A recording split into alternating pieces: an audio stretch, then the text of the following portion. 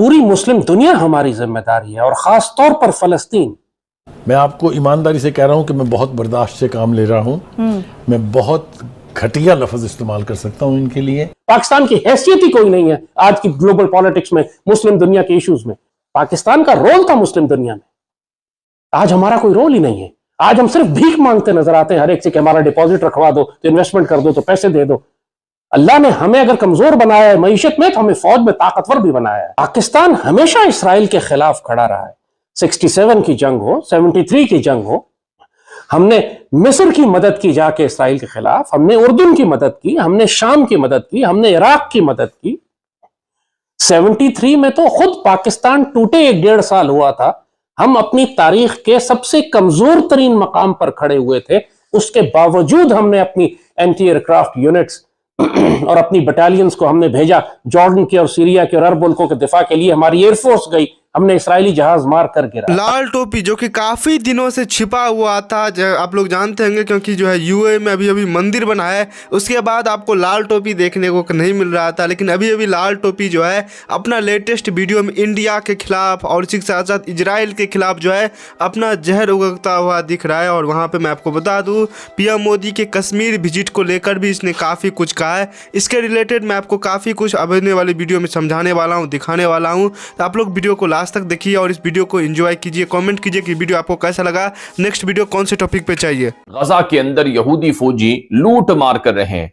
Israel का सबसे बड़ा अखबार है हेरिटेज, उसने बकायदा रिपोर्ट जारी की है जिसमें लिखा गया है कि Israeli soldiers looting in Gaza is part of the revenge, के एक दिफा के नाम पर या बदला लेने के नाम पर जो गजा के अंदर यहूदी फौजी हैं वो लूटमार कर रहे हैं।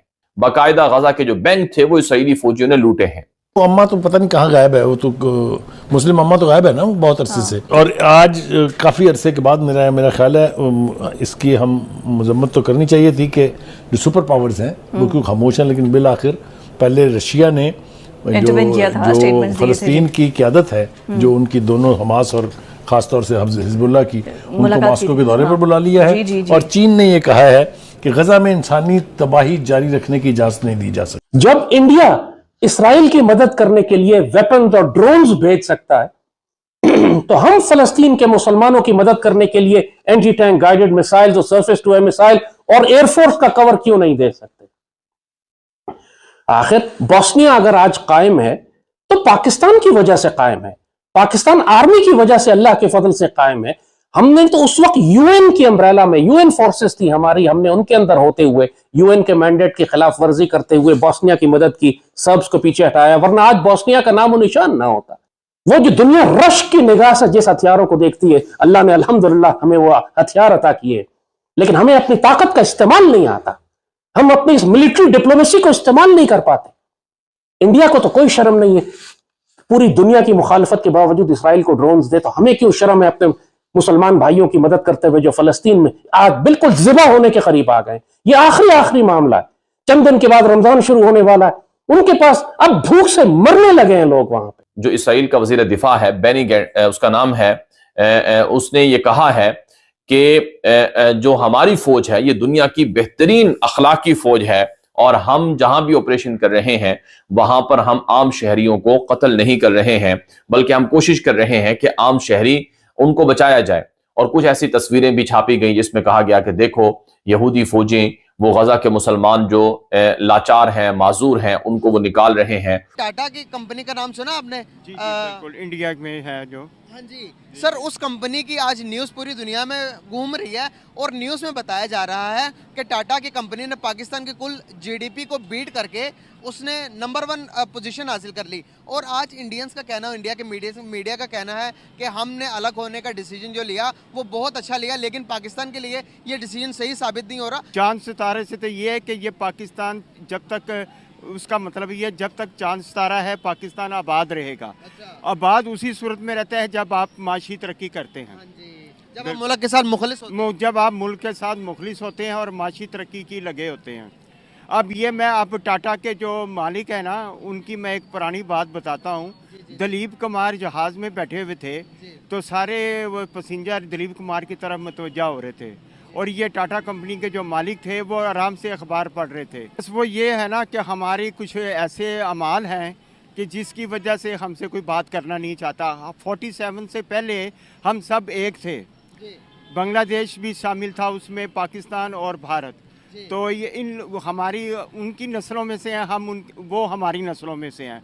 एक ही सकाफत है, एक ही ज़बान है, थोड़ा सा डिफरेंस है मुसलमानों के लिहाज से, लेकिन मुसलमान उधर भी हैं। सकाफत के लिहाज से, मेहनत के लिहाज से हम सब एक थे। इनके करने का अज़म है इनके पास, और ये इनकी जो सोच है ना वो कौमी सोच है, और एक ही सोच है इनकी कि तरक्की तरक्की तरक्की। और यही मिशन लेके तो वो चांद पर भी पहुंच गए और वो कामयाब हो चुके हैं। इससे बढ़ के और क्या बात होगी? जो चांद पे जाके सैर कर रहे हैं तो हमारी नस्ल के ही बंदे हैं वो। ये बिल्कुल सही फरमाया आपने। मोदी ने जो काम किए हुए हैं ना वो ज़बरदस्त काम किए हुए हैं। 400 यूनिट वो बिजली के फ्री दे रहा है, और उसके उधर महंगाई की रेशो पाकिस्तान की निस्बत बहुत कम है, इधर महंगाई नहीं है। अब आप यकीन करें, छोटा गोश्त पाकिस्तानी करेंसी के मुताबिक 800 रुपये किलो बिक रहा है। तो ये हालात उसने मुसलमानों के बारे में भी एक अच्छी बात की है कि कहते हैं कि वो मोदी साहब कहते हैं कि ये मुसलमानों के, मैं चाहता हूँ एक हाथ में कंप्यूटर हो और दूसरे हाथ में कुरान हो। तर्जमे की तरफ इन्होंने कुछ थोड़ा सा रुजू किया है। पिछली हुकूमत इमरान खान ने तर्जुमुल कुरान के साथ निसाब मुकर्रर किया था, तो उसमें काफ़ी लोगों को पता लगा कि भी कुरान पाक क्या अल्लाह ताला क्या फरमा रहे हैं। तो ये जो है ना, ये उस पर असल बात जो है अमल की है। बिल्कुल सही कहा आपने। कायद आज़म ने तो ये फरमाया था काम काम और बस काम, तो ये हम भूल गए हुए हैं। तो इस वजह से हम पीछे रह गए हैं, और हम जो है ना वो दूसरा रास्ता ढूंढते हैं कि किसी तरीके से हम तरक्की कर जाएं। दूसरे रास्ते से तरक्की नहीं होती। दूसरे रास्ते से करप्शन, रिश्वत सतानी और अकरबा परवरी चलती है। वो डेवलप जो उनकी जो है ना, उन्होंने एक ठानी हुई है कि हमने तरक्की करनी है। उनके हर जो भी उनका शहरी है ना, सबसे शहरी उनके दिल में यही है कि हमने तरक्की करनी है। इसीलिए तो उनके झंडे के ऊपर पहिए का निशान है, पहिए का। दोस्तों मुझे उम्मीद है कि ये वीडियो आपको पसंद आया होगा। वीडियो पसंद है तो प्लीज़ हमारे YouTube चैनल को जरूर सब्सक्राइब कीजिए। इसी प्रकार का भविष्य में वीडियो देखने के लिए चैनल को सब्सक्राइब कीजिए। हमारे इस YouTube चैनल पे आपको इससे भी ज़्यादा इंटरेस्टिंग वीडियो भविष्य में देखने को मिलता रहेगा। तो प्लीज़ हमारे YouTube चैनल सोच टाइम्स को सब्सक्राइब कीजिए, वीडियो को लाइक कीजिए, इस वीडियो को अपने दोस्तों के साथ जरूर शेयर कीजिए। नमस्कार, फिर मिलेंगे अगले